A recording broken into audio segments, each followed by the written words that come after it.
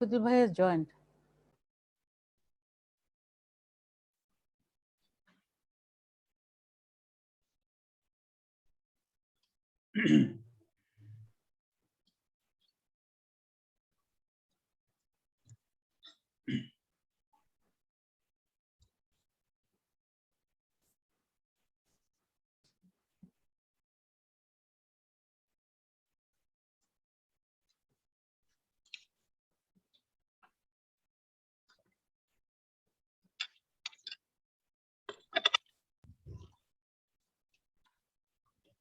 ইমন মফিদুল ভাই তো জয়েন করেছেন। হ্যাঁ জি শোনা যাচ্ছে। হ্যাঁ ইমন, তাহলে মনে হয় আমাদের টাইম হয়ে গেছে না? সবাই তো রফিক ভাই, আমি ওকে 10 সেকেন্ডস এর মধ্যে শেয়ার স্ক্রিনটা অফ করছি, আপনি শুরু করতে পারেন। তারপর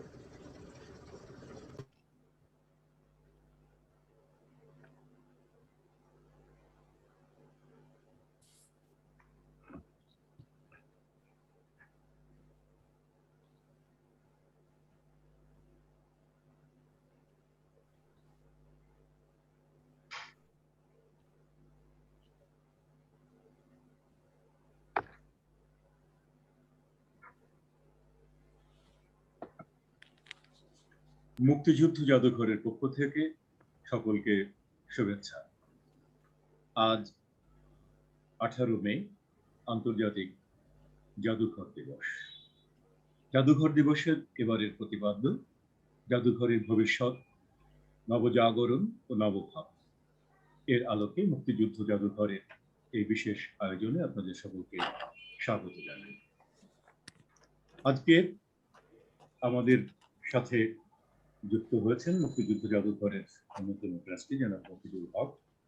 তিনি সূচনা বক্তব্য প্রদান করবেন, শুভেচ্ছা বক্তব্য প্রদান করবেন ইন্টারন্যাশনাল কাউন্সিল অফ মিউজিয়ামসের সভাপতি, বাংলাদেশ কেন্দ্রের সভাপতি অধ্যাপক ডক্টর সুফি মোস্তাফিজুর রহমান।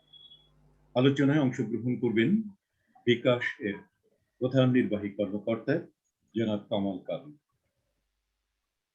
অনুষ্ঠান সঞ্চালনে এবং ধন্যবাদ জ্ঞাপন করবেন মুক্তিযুদ্ধ জাদুঘরের অন্যতম রাষ্ট্রীয় সদস্য সচিব সারা জাকির। এবং করোনা কালে মুক্তিযুদ্ধ জাদুঘরের বিগত বছর জুড়ে যে সকল কর্মকাণ্ড হয়েছে তা নিয়ে ছোট্ট দুটি অডিও ভিজুয়াল উপস্থাপনা আমরা দেখব। এই সকল আয়োজনে আপনাদের সকলের সম্পৃক্তি আশা করি আপনারা সকলে আমাদের সঙ্গেই থাকবেন। শুধু দর্শক শ্রোতা, এবারে আমি আপনাদের সঙ্গে যুক্ত করে নিচ্ছি আমাদের আজকের অনুষ্ঠানের সঞ্চালক মুক্তিযুদ্ধ জাদুঘরের অন্যতম রাষ্ট্রীয় সদস্য সচিব সারা জাকিরকে। সারা জাকির। সবাইকে শুভেচ্ছা। আজকে ইন্টারন্যাশনাল মিউজিয়াম ডে, এবং যেটা একটু আগে রফিক বলল যে এটা যেটা বাংলায় আসে সেটা হচ্ছে যে নবজাগরণ ও নবভাবনা, রিকভার অ্যান্ড রিইম্যাজিন। আমাদের কাছে যখন আমরা এটা নিয়ে কথা বলতে শুরু করেছি, আমাদের কাছে মনে হয়েছে যে এই বিষয়টা, প্রতিপাদ্যটা সামনে এসেছে এই চিন্তা থেকে যে আমরা একটা সময় এর মধ্যে দিয়ে যাচ্ছি, একটা অতিমারির মধ্যে দিয়ে যাচ্ছি, এবং সেই চিন্তা থেকেই এই বিষয়বস্তুটা সামনে এসছে মিউজিয়ামের পরিপ্রেক্ষিতে। তো আমি প্রথমেই সূচনা বক্তব্য রাখার জন্য মফিদুল হককে আমন্ত্রণ জানাচ্ছি। মফিদুল হক উনি হচ্ছেন মুক্তিযুদ্ধ জাদুঘরের প্রতিষ্ঠাতা ট্রাস্টি, পাশাপাশি তিনি মুক্তিযুদ্ধ জাদুঘরের শিক্ষার্থী প্রকল্পের পরিচালক। তিনি centre for genocide and justice, যেটা আমাদের একটা প্রজেক্ট মুক্তিযুদ্ধ জাদুঘরের, সেটারও পরিচালক।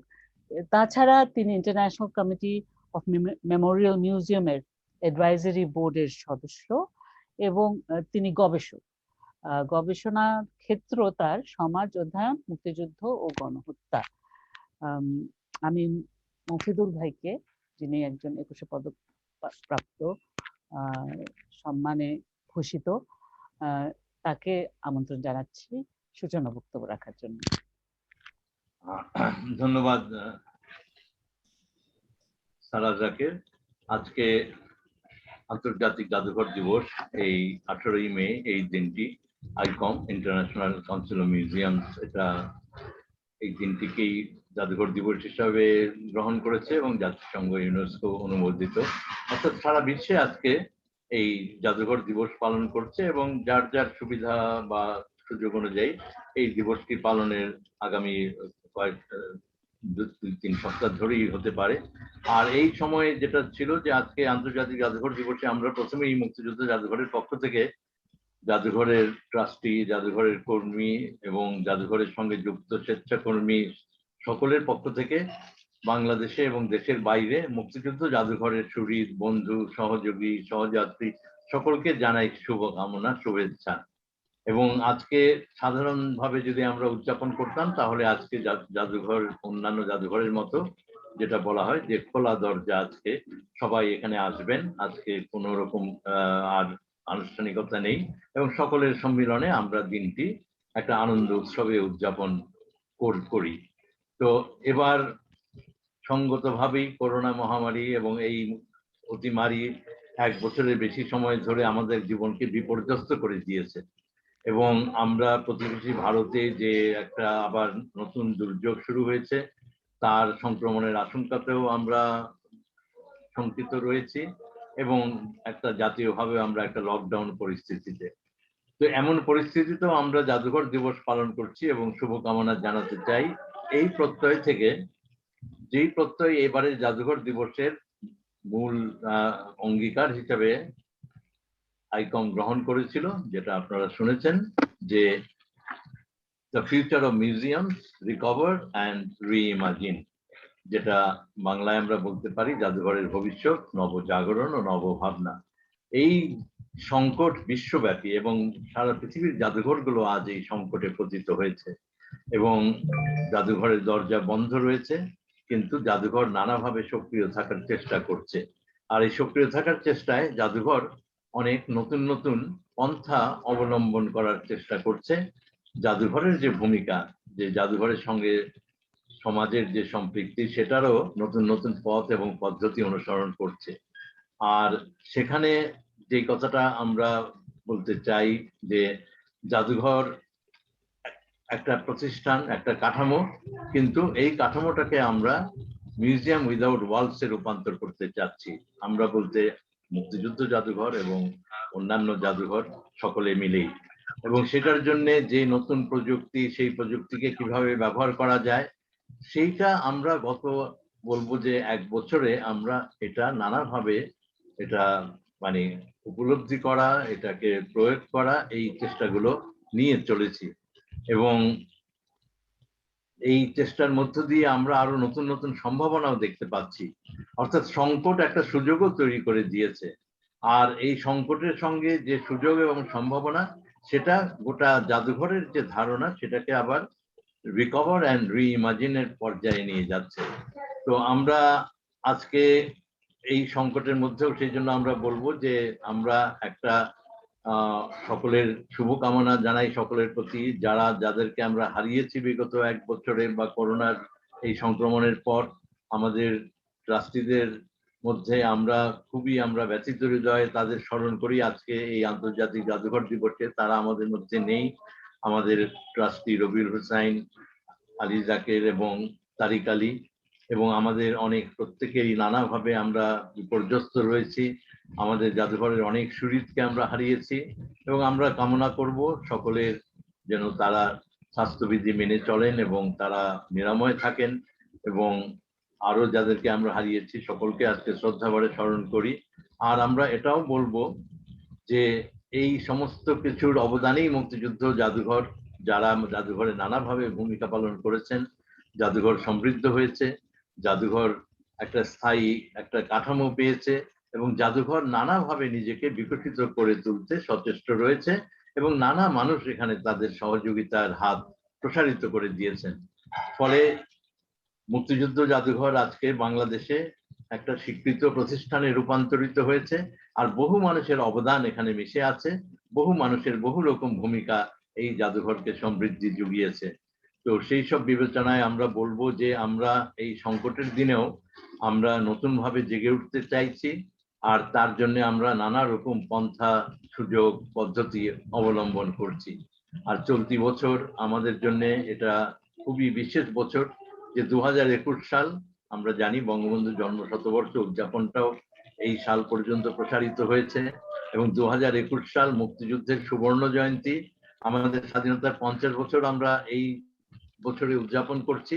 আর 2021 সাল মুক্তিযুদ্ধ জাদুঘরেরও 25 বছর পূর্তি, রজত জয়ন্তী। ফলে আমরা এই যে আহ্বান, এই যে সময়ের বা কাল প্রবাহের যে আহ্বান এবং উদ্দীপনা, সেটাকেও আমরা ধারণ করার চেষ্টা করছি। আমরা দুটি ছোট ভিডিও এখানে দেখানো হবে।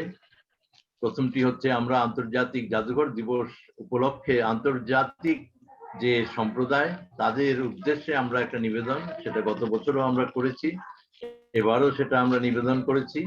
সেটা 5 মিনিটের কম সময়ের একটি ভিডিও, যেখানে আমরা আমাদের জাদুঘরের বাণী এবং এই যে নতুন পদ্ধতি, যে ফিজিক্যাল থেকে ভার্চুয়াল হয়ে যাওয়া এবং তার মধ্য দিয়ে নানা মানুষের কাছে পৌঁছে যাওয়া, আর পৌঁছে যাওয়ার ক্ষেত্রে বাংলাদেশের যে বাণী, সেটা তুলে ধরার চেষ্টা হয়েছে।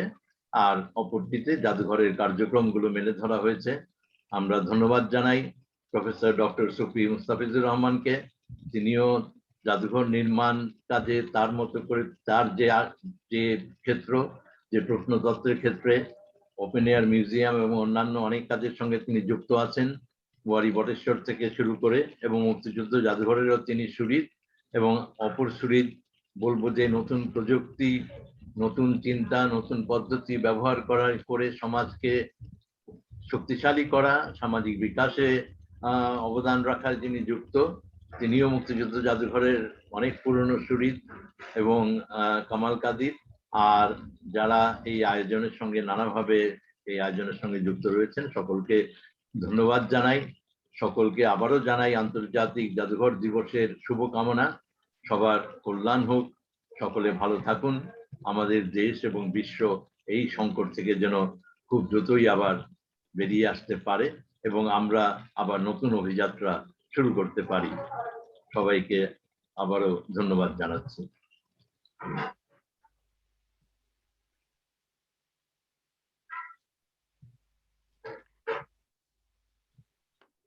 এখন আমরা ভিডিও চিত্রটি দেখব, যেটা আমরা ইন্টারন্যাশনাল অডিয়েন্সের জন্য মূলত তৈরি করেছি। ইমন, ভিডিও চিত্রটা দেখা যাক।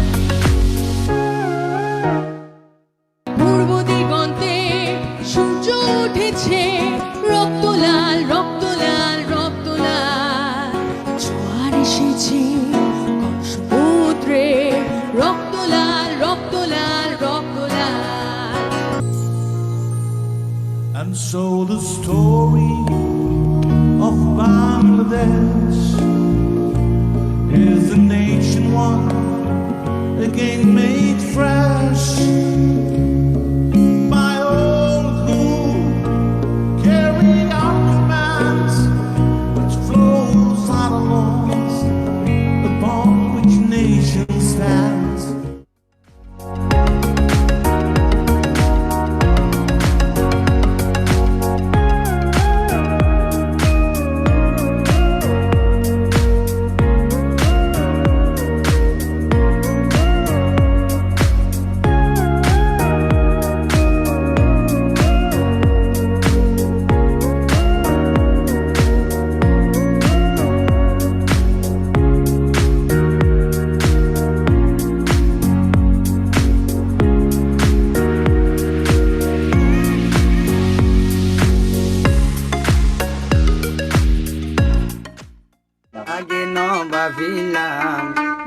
কেনে সারিলাম শেষে হাঁদি কেন মরি রে শেষে হাঁদি মরি রে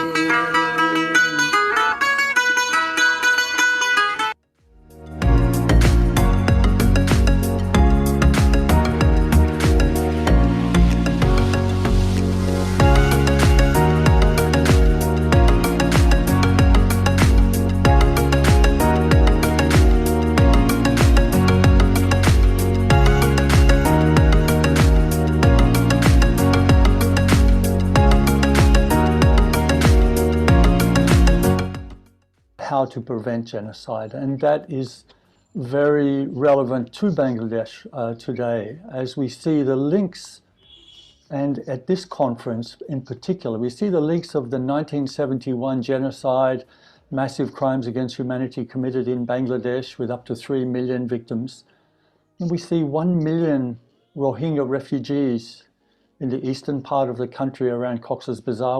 As we approach the 50th year of the Day of Remembrance of the Genocide in Bangladesh, March 25th, 2021, in honor of the noble and wise commitments to the visionary founders of the Liberation War Museum, their trustees, staff, volunteers, and all of your loving friends worldwide, this tribute and thank you, a recitation of Where My Darlings Lie Buried by Sophia Kamal.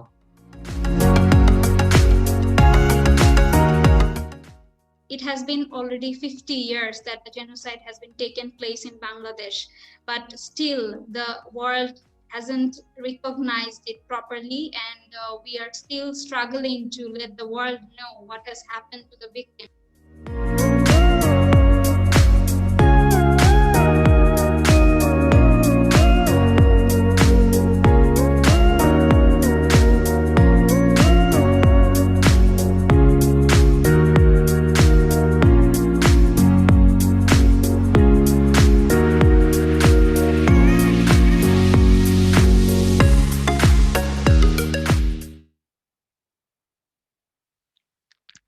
হ্যাঁ, আমাদের এটা একটা বড় উদ্দেশ্য যে আমাদের যে genocide হয়েছিল বাংলাদেশে সেটা যেন স্বীকৃতি পায়, এবং সেটার জন্য আমাদের সেন্টার কাজ করে যাচ্ছে। এবং আমাদের আপনারা যেটা দেখলেন যে বিশ্বব্যাপী 24 ঘন্টা জুড়ে একটা কনফারেন্স হয়েছিল জেনোসাইডকে কেন্দ্র করে, এটা নিয়ে আলোচনা বিভিন্ন দেশে। এখন আমি আমন্ত্রণ জানাবো ডক্টর সুফি মুস্তাফিজুর রহমানকে তার শুভেচ্ছা বক্তব্য দেওয়ার জন্য। আপনারা শুনেছেন যে উনি একজন প্রত্নতত্ত্ববিদ এবং ইন্টারন্যাশনাল কাউন্সিল অফ মিউজিয়ামস বাংলাদেশের ন্যাশনাল কমিটির সভাপতিত্ব তিনি করছেন বর্তমানে। উনি জাহাঙ্গীরনগর ইউনিভার্সিটির অধ্যাপক, এবং আমরা যেটা খুব রিসেন্টলি যে প্রত্নতত্ত্ব সম্পর্কে জেনেছি সেটা হচ্ছে ওয়ারী এবং বটেশ্বর এই দুটো গ্রাম জুড়ে যে প্রত্নতত্ত্ব আবিষ্কার হয়েছে সেটা ডক্টর সুফি মুস্তাফিজের নেতৃত্বেই হয়েছে, এবং এটার রক্ষণাবেক্ষণ এবং এটার প্রচারও তেও উনি সক্রিয় থেকেছেন। এবং আমরা খুব আজকে সম্মানিত বোধ করছি যে প্রফেসর ডক্টর সুফি মুস্তাফিজুর রহমান আমাদের সাথে আছেন এবং তিনি এখন শুভেচ্ছা বক্তব্য রাখবেন। ধন্যবাদ। সম্মানিত সহকর্মীগণ, শুভ সন্ধ্যা। আজ 18 মে আন্তর্জাতিক জাদুঘর দিবস। মুক্তিযুদ্ধ জাদুঘর আন্তর্জাতিক জাদুঘর দিবস পালন উপলক্ষে যে ওয়েবিনার আয়োজন করেছে, সেজন্য আমি মুক্তিযুদ্ধ জাদুঘর পরিচালনা পর্ষদকে আন্তরিক ধন্যবাদ জানাই। বাংলাদেশের ইতিহাসে সবচেয়ে স্মরণীয় এবং তাৎপর্যপূর্ণ ঘটনা মুক্তিযুদ্ধ। 1971 সালে 9 মাস ব্যাপী মুক্তিযুদ্ধের মাধ্যমে বাংলাদেশ স্বাধীন হয়েছে। রক্তক্ষয়ী মুক্তিযুদ্ধের স্মৃতি স্মারক ঘটনাসমূহ স্থান পেয়েছে মুক্তিযুদ্ধ জাদুঘরে। আমি অবশ্যই খুবই খুশি এবং খুবই সন্তুষ্টি প্রকাশ করছি, শুধু আমি না, আমাদের দেশের মানুষ, যে অল্প কয়েকজন দেশপ্রেমিক বুদ্ধিজীবী তাদের নিরলস শ্রম, মেধা, নিষ্ঠা সহকারে প্রতিষ্ঠা করেছে মুক্তিযুদ্ধ জাদুঘর। মুক্তিযুদ্ধ জাদুঘর পেশাদারিত্বর প্রমাণ দিয়েছে। বাংলাদেশের গণ্ডি ছাড়িয়ে আন্তর্জাতিক রূপে এই পেশাদারিত্ব প্রমাণিত হয়েছে। এতক্ষণ তার কিছু নমুনা দেখলাম। আপনারা জানেন যে বাংলাদেশে যে জাদুঘরগুলো আছে প্রায়গুলো কিন্তু পেশাদারিত্বের অনেক অভাব রয়েছে। আমার দেখা বাংলাদেশে মুক্তিযুদ্ধ জাদুঘর সেই সীমাবদ্ধতা অতিক্রম করেছে। কয়েকজন, আপনারা জানেন যে ট্রাস্টি বোর্ডের যারা সদস্য আছেন এবং যারা তাদের শুভাকাঙ্ক্ষী আছেন, তারা যে লেভেলে এই জাদুঘরটি নিয়ে গিয়েছেন এবং নিরলসভাবে কাজ করে যাচ্ছেন, সেজন্য আমি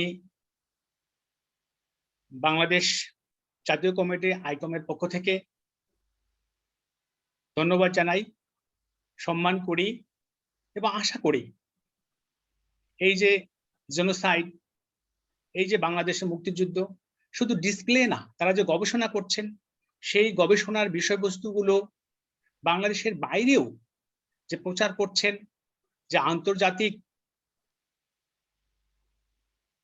যে সমর্থন আদায়ের চেষ্টা করছেন, এটাই কিন্তু হওয়া কথা।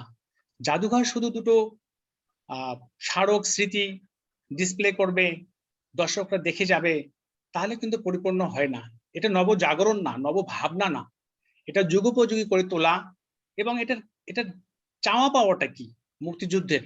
আমরা যে যুদ্ধটা করেছি, মুক্তিযুদ্ধ করেছি, দেশ স্বাধীন হয়েছে, বিশ্ববাসী কিন্তু এটাই, সবাইকে এটা একদিন না একদিন গ্রহণ করতেই হবে। যারা আমার বন্ধু ছিল আমাদের, তারা তো গ্রহণ করেছেন, যারা আমাদের বন্ধু ছিল না তারাও কিন্তু একদিন গ্রহণ করবেন।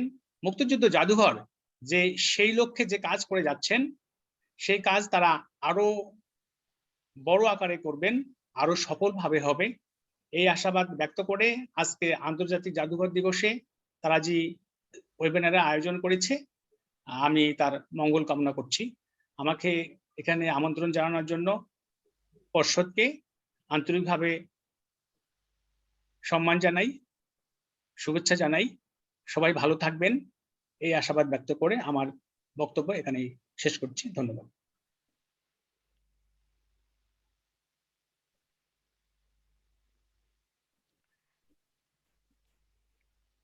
তো আমরা এখন যেটা বলতে চাই আসলে, এই যে জাদুঘরের যে কার্যক্রম, আমরা শুধু যেসব আমাদের মেমোরেবলিয়া আছে সেগুলো দেখাবো, সেটা আমাদের উদ্দেশ্য তো বটেই, যে মিউজিয়াম মানেই তো সশরীরে মানুষ আসবে, উপস্থিত হবে, দেখবে, জানবে। কিন্তু পাশাপাশি আমাদের আমরা এটাকে বলি একটা লিভিং মিউজিয়াম, এবং এর জন্য আমরা নানা রকম প্রোগ্রাম হাতে নিয়েছি।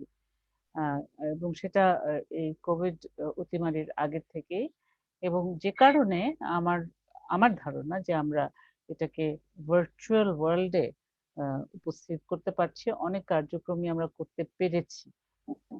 আজকে যদি শুধু মেমোরেবলিয়া গুলো বা নিদর্শন গুলো দেখানোর বা স্মারকগুলো দেখানোর ব্যাপার থাকতো, সেইটা হয়তো আরো বড় চ্যালেঞ্জ হতো আমাদের জন্য।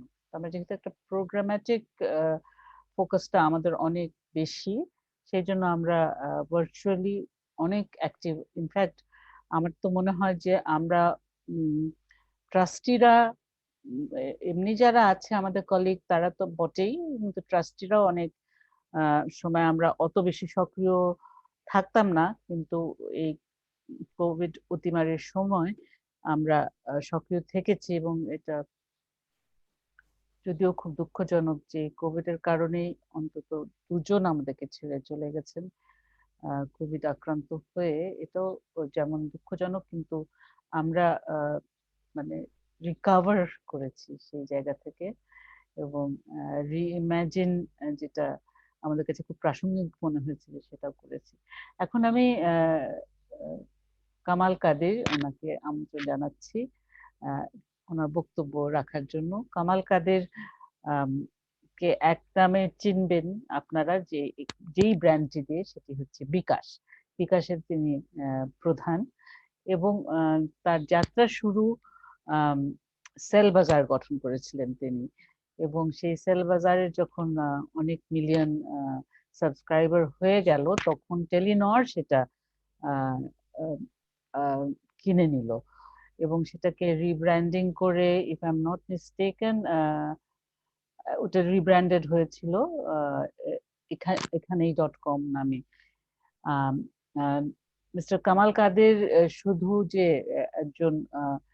একজন বড় ডিজিটাল জিনিয়াস তা নয়, এবং সেটা তিনি স্বীকৃত হয়েছেন টেড টকে 2009-এ একজন ইয়াং লিডার হিসেবে, এবং তার পদচারণা বিভিন্ন জায়গায় আমরা দেখতে পাই। ওপেন ওয়ার্ল্ড ইনিশিয়েটিভস এর উনি একজন প্রতিষ্ঠাতা সদস্য, এবং আমরা আজকে কামাল কাদেরকে এখানে পেয়ে আমাদের ভালো লাগছে এই কারণে যে আমরা যেটা চেষ্টা করছি সেটা হলো যে মিউজিয়াম তো সশরীরে দেখার, নাটক যেমন সশরীরে দেখার ব্যাপার, একটা পারফরমেন্স যেমন সশরীরে দেখার ব্যাপার, কিন্তু যখন সেই সশরীরে দেখা সম্ভব হয় না তখনই বা কি হয় সেটা এক নম্বর। আর দ্বিতীয় নম্বর, যখন আমরা খুলে যাব তখনই বা কিভাবে ডিজিটাল প্ল্যাটফর্মস গুলো আমাদেরকে সাহায্য করবে। ডিজিটালি আপনি কিভাবে ব্যাপারটা দেখছেন? আপনার কথা শুনতে আমরা তার আগে কি ভিডিওটা দেখে নেব? হ্যাঁ, তার আগে আমরা ভিডিও দেখবো না কেউ না? আচ্ছা, ঠিক আছে। কামাল একটু পরে বললে একটা শর্ট ভিডিও আছে, দেখি। আচ্ছা, আমাদের তাহলে যে আমরা যে লোকাল ভিডিওটা করেছি ওটা দেখে নিই। 18 মে আন্তর্জাতিক জাদুঘর দিবস। এবার এই দিবসের প্রতিপাদ্য জাদুঘরের ভবিষ্যৎ, নবজাগরণ, নবভাবনা। করোনাকালীন নতুন পরিস্থিতি মোকাবেলায় অন্যান্যদের মতো মুক্তিযুদ্ধ জাদুঘর নব উপায়ে সক্রিয় থাকা ও মানুষের কাছে পৌঁছাবার চেষ্টা করে অনলাইন তথা ডিজিটাল মাধ্যমে।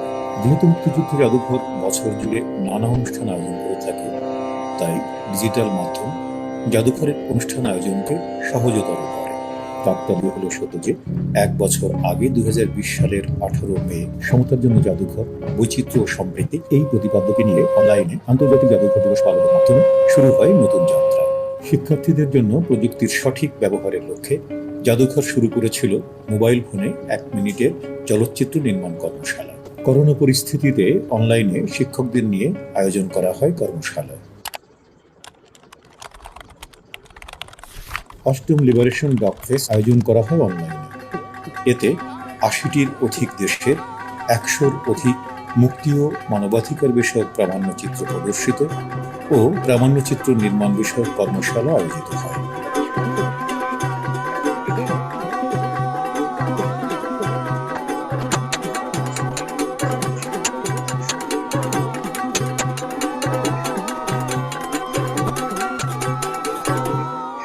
বিশ্ব শরণার্থী দিবস 2020-এ মুক্তিযুদ্ধ জাদুঘর অনলাইন আয়োজন করে আন্তর্জাতিক সেমিনারে রোহিঙ্গা শরণার্থী বিষয়ক আলোচনা প্রারম্ভ হয়। ঐতিহাসিক 6 দফা দিবস উপলক্ষে অনলাইনে আয়োজিত হয় বিশেষ প্রদর্শনী। জয় আমাদের কবজায় শীর্ষক তাজউদ্দিন আহমদ শ্রদ্ধাঞ্জলি অনুষ্ঠানে যুক্ত হন সদ্য প্রয়াত শিল্পী মিতা হক সহ আরো অনেকে। হিরোশিমা দিবস উপলক্ষে অনলাইনে আয়োজিত বিশেষ প্রদর্শনীর উদ্বোধন করেন বাংলাদেশস্থ জাপানি রাষ্ট্রদূত ইতো নাওকি।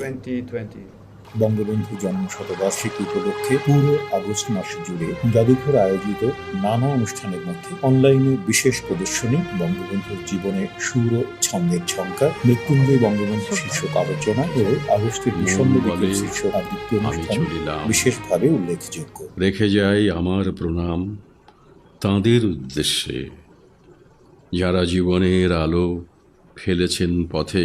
আমাদের মুক্তিযুদ্ধে মানবিক বিপর্যয়, দুর্গতি ও প্রতিরোধের সাক্ষ্য বহনকারী যশোর রোড ও অ্যালেন গিন্সবার্গের কবিতা ঘিরে নিবেদিত হয় বিশেষ অনুষ্ঠান সেপ্টেম্বর অন যশোর রোড। নতুন প্রজন্মকে মুক্তিযুদ্ধের চেতনায় উদ্বুদ্ধকরণ শিক্ষা কর্মসূচির আওতায় দেশের বিভিন্ন জেলার নেটওয়ার্ক শিক্ষকদের নিয়ে অনলাইনে অনুষ্ঠিত হয় পরপর কয়েকটি শিক্ষক সম্মেলন। বিশ্ব অহিংসা দিবস উপলক্ষে আয়োজন করা হয় বিশেষ সঙ্গীতানুষ্ঠান আমাদের গানে অহিংসার গান। মনেরই ভাব প্রকাশিতে ভাষার সৃষ্টি এই জগতে। অনলাইনে আয়োজিত বিজয় উৎসবে অংশগ্রহণ করেন শহীদ পরিবারের সদস্য সহ দেশের বরেণ্য শিল্পীবৃন্দ এবং ঢাকা ও ঢাকার বাইরের বিভিন্ন শিক্ষা প্রতিষ্ঠানের শিক্ষার্থীরা। দেশের 5টি বিশিষ্ট ব্যান্ড সঙ্গীত দল সংস অফ ফ্রিডম শীর্ষক সঙ্গীতানুষ্ঠানে যুক্ত হয়। ৬৯তম গণঅভ্যুত্থান দিবসের আয়োজনে বক্তব্য প্রদান করেন ঢাকা বিশ্ববিদ্যালয়ের তৎকালীন ভিপি ও সর্বদলীয় ছাত্র সংগ্রাম পরিষদের আহ্বায়ক জননেতা তোফায়েল আহমেদ এমপি এবং জাদুঘরের ট্রাস্টি আসাদুজ্জামান নুরুল। অনুষ্ঠানে সঙ্গীত পরিবেশন করেন তরুণ সঙ্গীত শিল্পীরা। শহীদ দিবস ও আন্তর্জাতিক মাতৃভাষা দিবস উপলক্ষে মায়ের ভাষায় প্রাণের উচ্চার অনুষ্ঠানে দেশের বিভিন্ন নৃগোষ্ঠীর ভাষায় কবিতা পাঠ ও নৃত্য পরিবেশিত হয় এবং শহীদ কবর নাটকের বিশেষ উপস্থাপনা প্রদর্শিত হয়। স্বাধীনতার সুবর্ণ জয়ন্তী ও মুক্তিযুদ্ধ জাদুঘরের রজত জয়ন্তীর অনুষ্ঠানমালা শুরু হয় ঐতিহাসিক 7 মার্চের ভাষণের 50 বছর পূর্তি অনুষ্ঠান উদযাপনের মধ্য দিয়ে। অনুষ্ঠানে মূল বক্তব্য প্রদান করেন আন্তর্জাতিক উপদেষ্টা পরিষদ memory of the world UNESCO এর সদস্য Helen Jones. national, religious, political, social and cultural persecution. মুক্তিযুদ্ধ জাদুঘর পৃথিবীর 20টি বিশ্ববিদ্যালয় ও সংগঠনের সহযোগিতায় 24 ঘন্টা ব্যাপী বিশ্বজুড়ে আয়োজন করে global virtual conference on commemorating past genocide and learning to prevent atrocity crime শীর্ষক সম্মেলন। সম্মেলনে 30টি সেশনে 26টি দেশের 75 জন বক্তা বক্তৃতা প্রদান করেন। স্বাধীনতার সুবর্ণ জয়ন্তী ও মুক্তিযুদ্ধ জাদুঘরের রজত জয়ন্তী উপলক্ষে মুক্তির জয়গান শীর্ষক সঙ্গীতানুষ্ঠানে দেশের শীর্ষস্থানীয় 15টি ব্যান্ড অংশগ্রহণ করে। অনলাইনে 5 দিন ব্যাপী আয়োজিত এক্সপোজিশন অব ইয়াং ট্যালেন্টস প্রামাণ্যচিত্র কর্মশালায় প্রশিক্ষণ প্রদান করেন বাংলাদেশ ও ভারতের বিশিষ্ট প্রামাণ্যচিত্র নির্মাতারা। নববর্ষবরণ অনুষ্ঠানে আলোচনায় অংশগ্রহণ করেন লেখক সাংবাদিক আবুল মোমেন। এই বিশেষ আয়োজনে মিলিত হয়েছে। উৎসব এর বার্তাটি হলো মানুষে মানুষে মিলন এবং প্রকৃতির সান্নিধ্যে মুক্ত অঙ্গনে আমরা উৎসবে মিলিত হব। এটি আমরা করে এসেছি এতবার, কিন্তু আজ করোনা নামক এই অদৃশ্য অণুজীব আমাদের বলছে তোমরা ঘরে থাকো, তোমরা মানুষে মানুষে দূরত্ব। এবং সঙ্গীত ও নৃত্য পরিবেশন করেন দেশের বিশিষ্ট শিল্পীরা। আলোকের এই ঝর্ণা ধারায় ধুইয়ে দাও। করোনা মহামারীতে আমরা হারিয়েছি মুক্তিযুদ্ধ জাদুঘরের 2 প্রতিষ্ঠাতা ট্রাস্টি আলী জাকের ও জিয়াউদ্দিন তারেক। তাদের স্মরণে নিবেদিত হয় ঝর্ণা ধারায় ধুইয়ে দাও। সশরীরে জাদুঘরের গ্যালারি পরিদর্শনে দর্শনার্থীদের যে অনুভূতি হয় ভার্চুয়ালি দেখে তা হয়তো হবে না। তবুও এই অতিমারির কালে জাদুঘরের দরজা বন্ধ থাকলেও দর্শনার্থীদের জন্য ভার্চুয়াল গ্যালারি তৈরির কাজ প্রক্রিয়াধীন রয়েছে।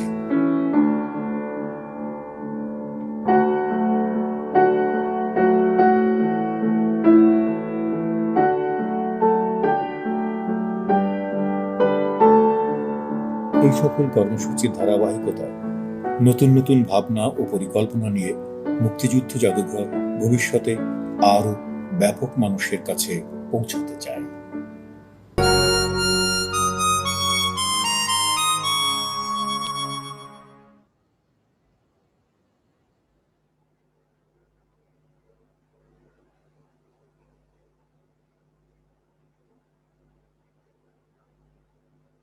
এখন আমি আমন্ত্রণ জানাচ্ছি মিস্টার কামাল কাদের, আপনি একটু আপনার বক্তব্য যদি রাখতেন।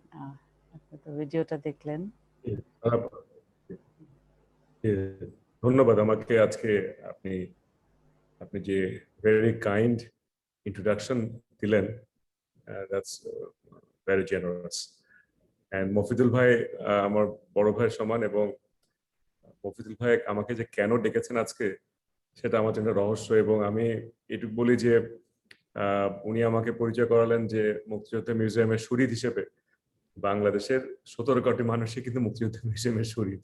ওকে, তো সেই হিসাবে আমিও একজন, এবং আমি আপনাদের যে শক্তি, যে সাধনা দিয়ে আমি ওনাকে দেখেছি মাঝে মাঝে, হয়তো 6 মাসে একবার দেখা হয়েছে, তারেক ভাইয়ের সাথে কিছুটা পরিচয় ছিল, কিন্তু যে একটা কন্টিনিউয়াস এফোর্ট এবং এটা একটা কোথায় যাবে এই যে বিশ্বাস নিয়ে যে কাজ করছেন আপনারা, ইটস ভেরি ইন্সপায়ারিং। আমি ওই মাঝে মাঝে মফিদুল ভাইয়ের ওনার সাহিত্য প্রকাশের অফিসে যেতাম, অথবা মিউজিয়ামে দেখা হয়েছে 97 সাল থেকে কম বেশি সময় সময়, আর নতুন মিউজিয়াম হওয়ার পরে। তো সারাপা, আপনি আমাকে যে বিষয়ে কথা বলতে বলেছেন, সত্যি কথা বলতে কি যে একটা ওয়েবিনারের মধ্যে এটা নিয়ে চিন্তা করে একটা সঠিক সমাধান বের করা আমার মনে হয় সময়ের হিসেবে চিন্তা করলে একেবারেই অপ্রতুল। এটা হবে ভালো যে কিছু সমমনা ব্যক্তিকে নিয়ে আমরা যদি একটা সিস্টেম্যাটিক একটা ওয়ার্কশপ করি যে আসলে কিভাবে করা যেতে পারে, সেখানে অনেকগুলো আইডিয়া ডেভেলপ হবে, তার থেকে হয়তো কয়েকটা বাছাই করে মনে হবে যে এইগুলো করলে ভালো হবে।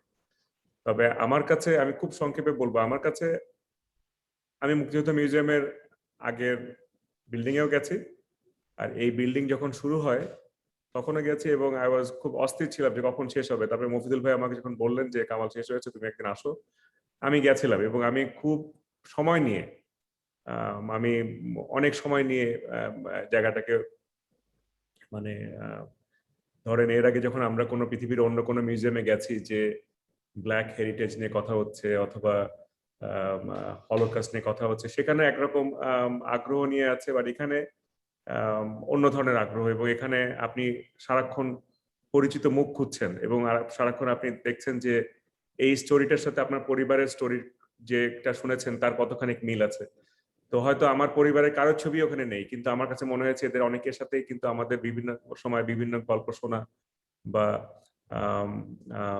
I was born in 1971.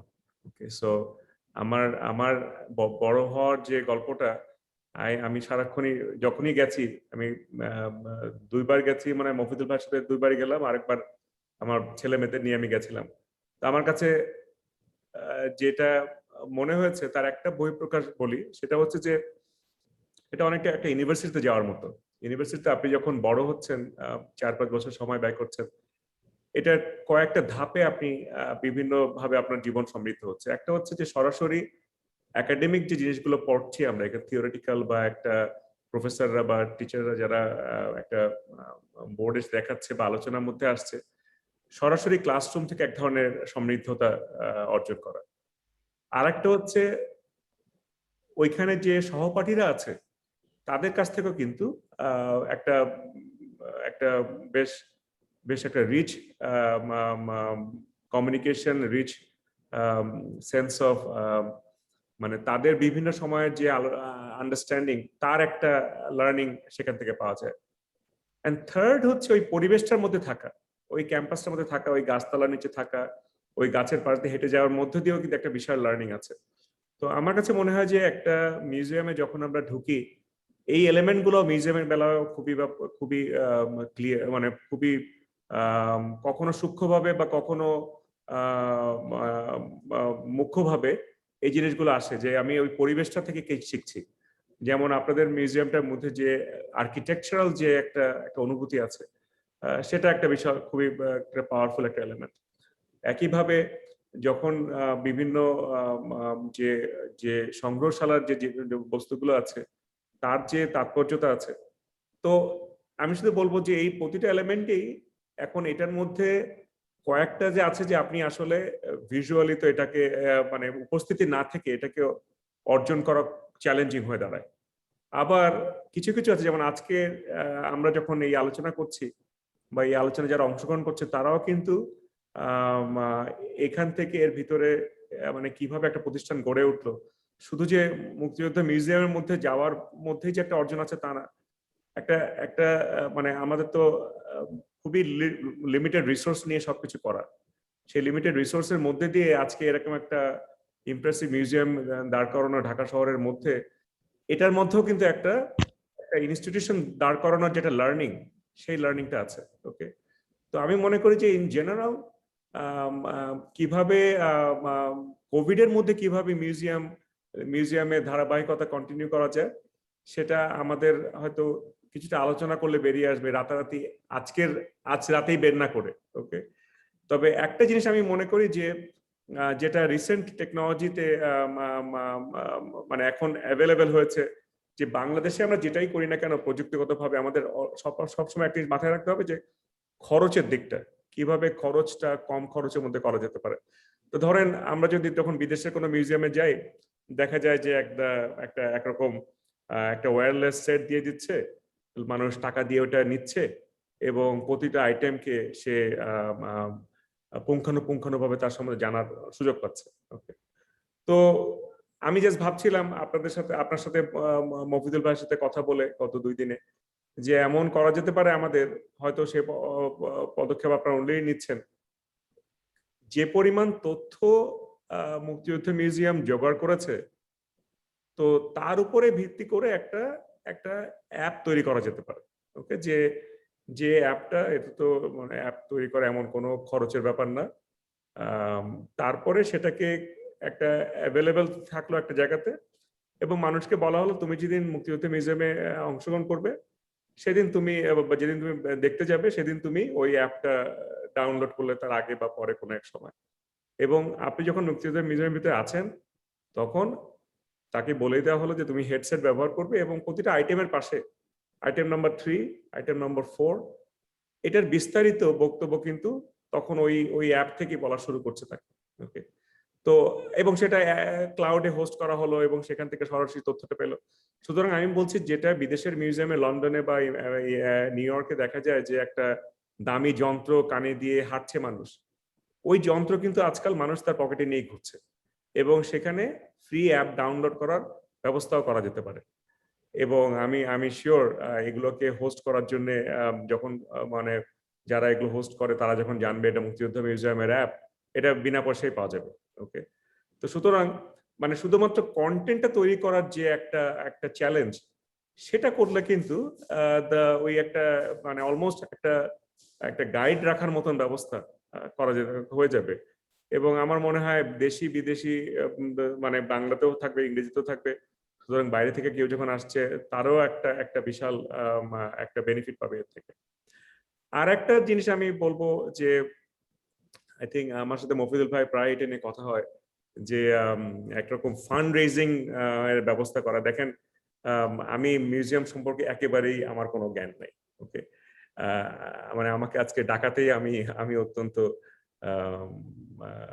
মানে বিস্মিত এবং গর্বিত যে আমাকে মফিদুল ভাই মনে করতে আছে কামাল তুমি আসো কিছু বলো। কিন্তু যেটা চিন্তা করতে হবে আমাদের আসলে taking it forward, we need to start. সাধারণ মানুষজন তো পার্টিসিপেট করবে, ইটের পিছনে পার্টিসিপেট করেছে, ওই যে তাদের নাম লেখা থেকেছে এবং বিকাশ দিয়েও আজকাল মানুষ পার্টিসিপেট করছে, প্রতি মাসে কিছু টাকা আসে, সাধারণ জনগণ পার্টিসিপেট করছে। But I think beyond this we need large institutional fund raising.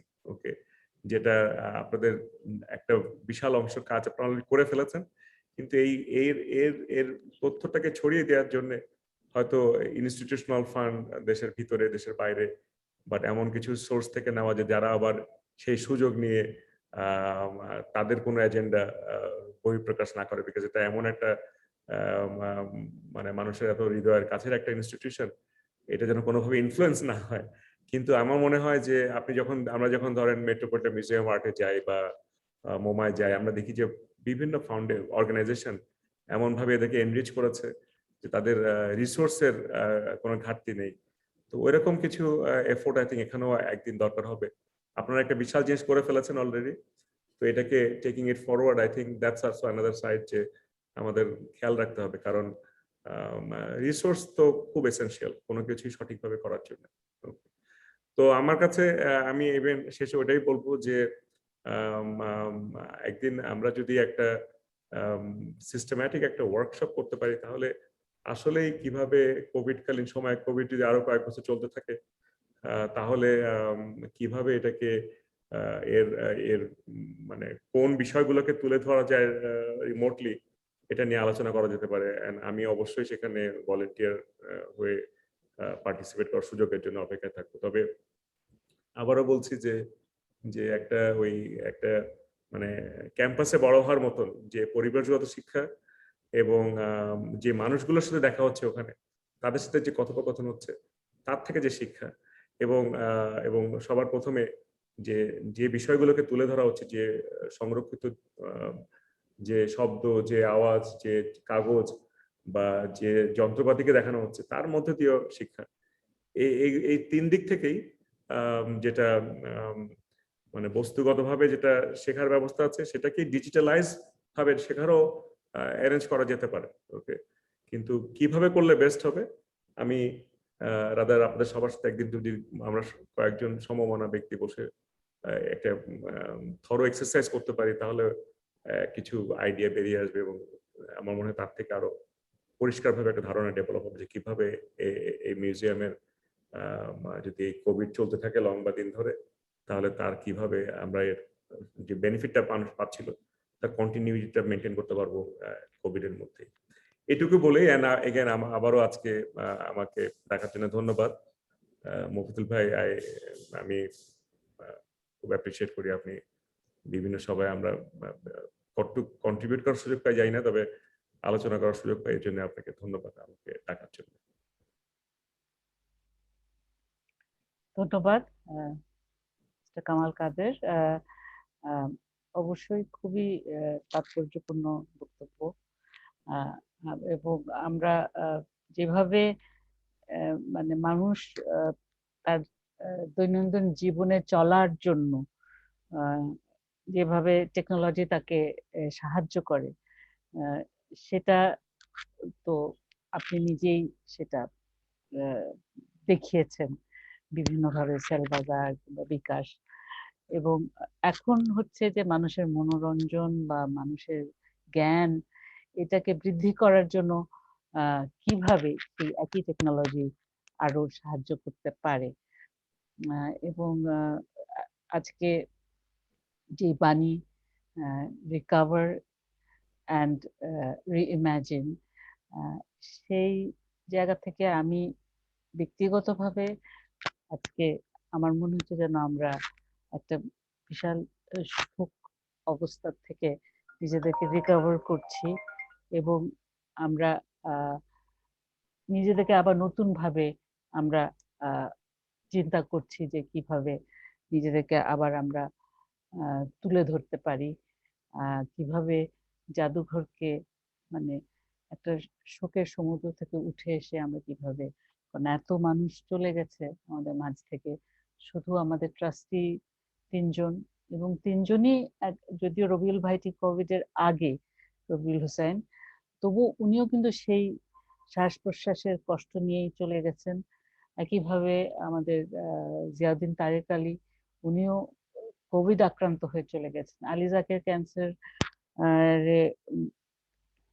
ভুগছিল, তো এমনি চলে যেত, কিন্তু দেখা যাচ্ছে যে শেষে কোভিডই তাকে আক্রান্ত করেছে এবং নিঃশ্বাসের কষ্টটা নিয়ে এই পৃথিবী ছেড়ে চলে গেছেন। তো আমার কাছে আনিস স্যার, কামাল লোহানী, মানে কার কথা বলবো, কাকে ছেড়ে কার কথা বলবো, মানে এরা সবাই আমাদের মাঝ থেকে চলে গেছেন।